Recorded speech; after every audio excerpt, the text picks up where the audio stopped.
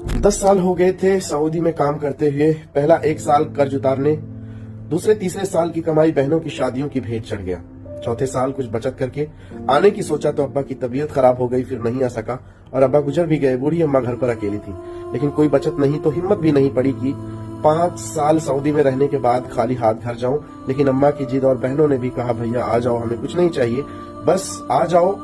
कहा तो हिम्मत बढ़ी, कुछ उधार बाड़ी करके टिकट लेके वापस आ गया कि कोई बड़ी जिम्मेदारी तो नहीं है, अब यही कुछ कर लेंगे। आने के दूसरे दिन बहन से मिलने गया। बहन भी अब बच्चों वाली हो चुकी थी। आते वक्त भांजे के हाथ पर 100 रुपया रख कर वापस हुआ।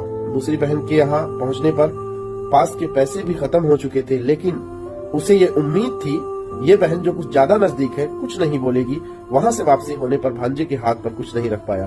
घर पहुंचने पर अम्मा ने बताया कि एक बहन का फोन आया था, बोली 5 साल बाद सऊदी से आया था, मेरे बच्चों के हाथों पर 100 रुपये रख के गया, इतना तो हम फकीरों को दे देते हैं। दूसरी बहन बोली कि 5 साल बाद सऊदी से आया था, अगर बच्चों के हाथ पर 10 रुपए भी रख देता तो बच्चे कहते मामू आए थे, लेकिन मेरी नाक कटा दी ससुराल में, खाली हाथ चले गए।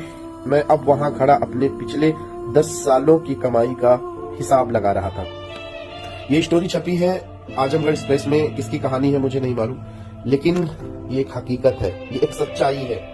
यही हाल हुआ था कश्मीर के एक भाई की। जब उसकी लाश, उसकी डेथ यहाँ पर हुई थी, उसके घर वालों ने लाश लेने से इनकार कर दिया था और कहा था कि जितना पैसा इकट्ठा हुआ है सारा पैसा हमारे अकाउंट में ट्रांसफर कर लो, हमें बॉडी नहीं चाहिए, हमें सिर्फ पैसे से मोहब्बत है। मैं हर किसी के घर के तो नहीं कह सकता, लेकिन हाँ ज्यादातर घरों में यही होता है। जो लोग ये गुमान करते हैं कि मैं कमा रहा हूँ, यहाँ अच्छे से हूँ, इतने साल से कमा रहा हूँ, घर जाऊंगा, 1-2 साल बैठ के खाऊंगा, मुझे कोई कुछ नहीं कहेगा, ये आपका एक वहम है।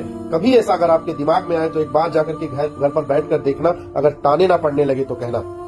मैं किसी को भड़का नहीं रहा हूँ, मैं सिर्फ इतना कहना चाहता हूँ कि अगर आप परदेश में हो तो अपना इंतजाम ये कर लेना कि अगर आप घर पर बैठे हो तो अपने भाइयों के सामने, अपनी माँ के सामने, अपने बाप के सामने किसी से भी हाथ फैलाने की नौबत ना आए कि मैं इतने दिन से बैठा हूँ, मुझे पैसों की जरूरत है।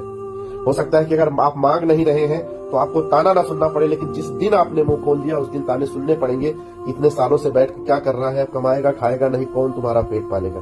ये एक सच्चाई है, अगर किसी को बुरी लगती है तो लगे, लेकिन ये दुनिया की रीत है। और ये एक नहीं, मैंने अपनी आंखों से कई स्टोरी देखी है, लोग मेरे साथ शेयर करते हैं। 3-4 लाख के करीब जो भी हमारे दोस्त हैं जो मुझसे सोशल मीडिया पर जुड़े हैं, आए दिन ऐसी ना ऐसी स्टोरी, आए दिन ऐसी ऐसी कहानी हमारे साथ शेयर होती है। इसीलिए ये सुनकर तकलीफ होता है कि हाय परदेशियों की जिंदगी, क्या ही जिंदगी है भाई।